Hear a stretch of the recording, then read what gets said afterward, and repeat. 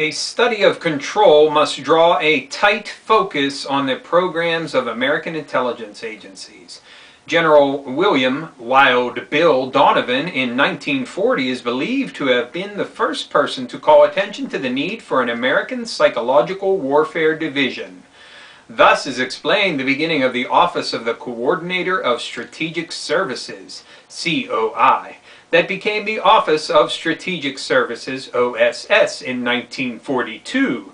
The COI, from its inception, was a black operation run by Donovan, with little governmental scrutiny applied to the way it used its funds. That's from Mass Control, Engineering Human Consciousness by the late, great Jim Keith. This is also available from Adventures Unlimited Press. At least it was when I bought it. Hello and welcome to another edition of The Stench of Truth. There are a lot of things in the news that I could be talking about today, but I want to talk about a subject that I have not yet talked about, and that is chemtrails. And what are chemtrails, and what in fact may be going on in our skies. The reason this came up for me today is that today when I was leaving my house in order to do some shopping and some other things that I needed to do, I have a very small yard, and in my yard I have a couple of, well, more than a couple, but there are some areas where the grass had died, and I had put in some patch material there in order to you know, try to get the grass to grow up again. And well, I was looking to see if any of the grass had sprouted, and I noticed these gelatinous looking blobs on my lawn. And now I know that in relation to gelatinous blobs, particularly you know, something that looks a lot like jelly and is clear that this could be the product of some natural phenomenon, I'm sure. Some people mentioned before about snails producing a sort of gelatinous goo.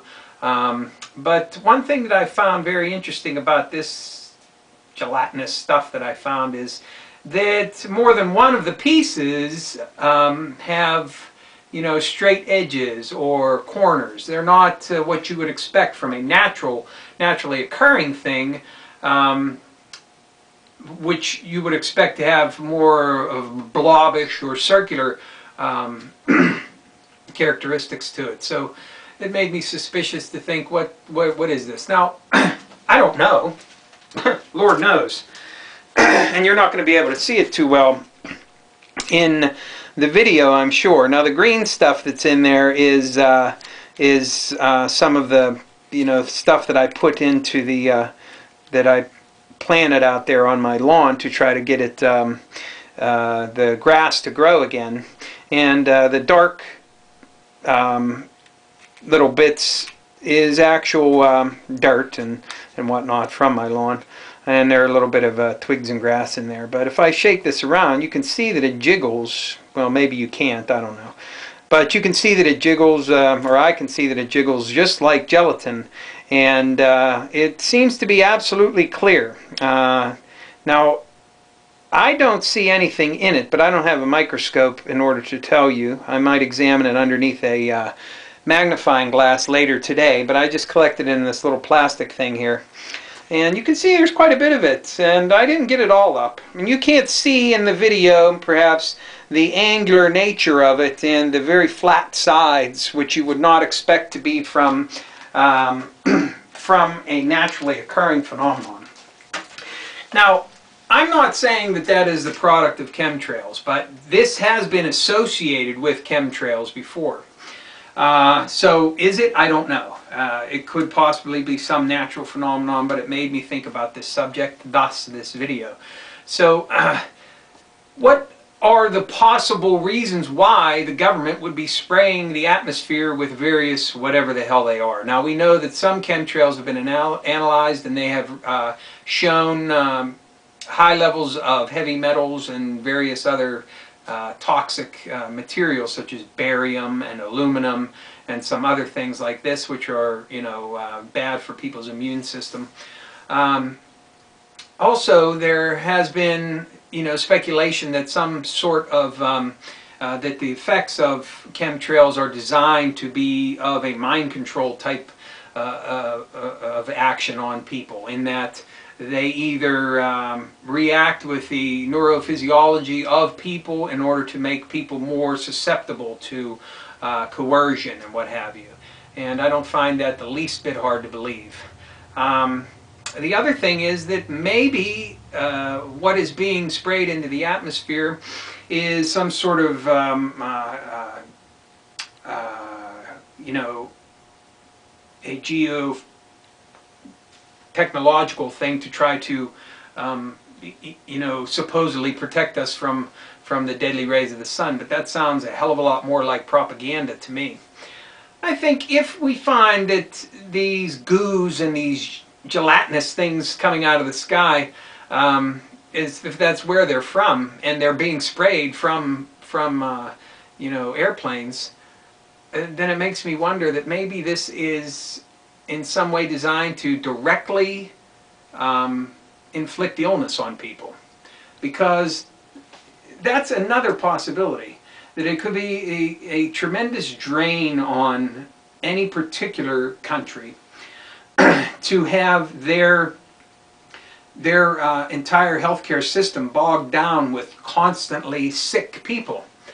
And the fact that our own government may be doing it to us should not come as a surprise to anybody, because we have been the subject of testing by the military and by the government for years.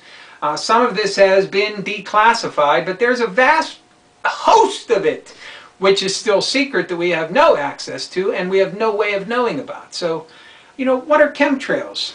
You know, I didn't see any in the sky when I went out today, but we're extremely overcast, so that doesn't really mean anything. But, you know, I have no doubt that there's something being sprayed in our atmosphere. Is it, is it an attempt to try to engineer our environment, to protect us from deadly solar radiation? Well, I'm sure that that will be the first spin that is thrown out by the government when and if they ever decide to acknowledge that such a thing is happening.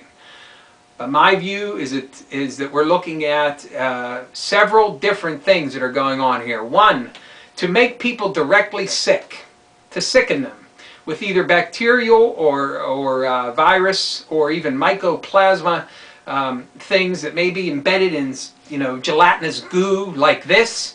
And then you have the metals, which are, you know, like barium and the aluminum and what have you, which are directly designed to affect the neurophysiology of people. And they're detrimental not only to our mental function, but also to our, you know, our innate immunity and our immune system. And these are very serious questions, and they're very serious things that are happening. And the fact that we don't have a lot of information to go on, except for what we experience with our own eyes, means that we need to be extremely diligent about what we do and try to record as much as we can, even if it's pure fucking speculation, just so we have a record of what is going on around us. And then maybe at some point in time we'll have enough information that we can pull this all together and we can decide exactly what is the fucking agenda behind this. I certainly hope so. But chemtrails, gelatinous goo, which you know is off the coast of Alaska in the freezing cold Arctic waters, also, but here found in my own backyard today.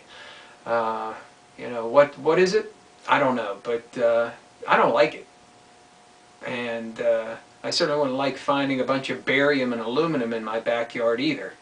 So let's keep watching the skies, and let's keep a record of what we find, and hopefully we can then pull together a resource that can be used to try to figure out just what the fuck is happening here. Thank you. Good night.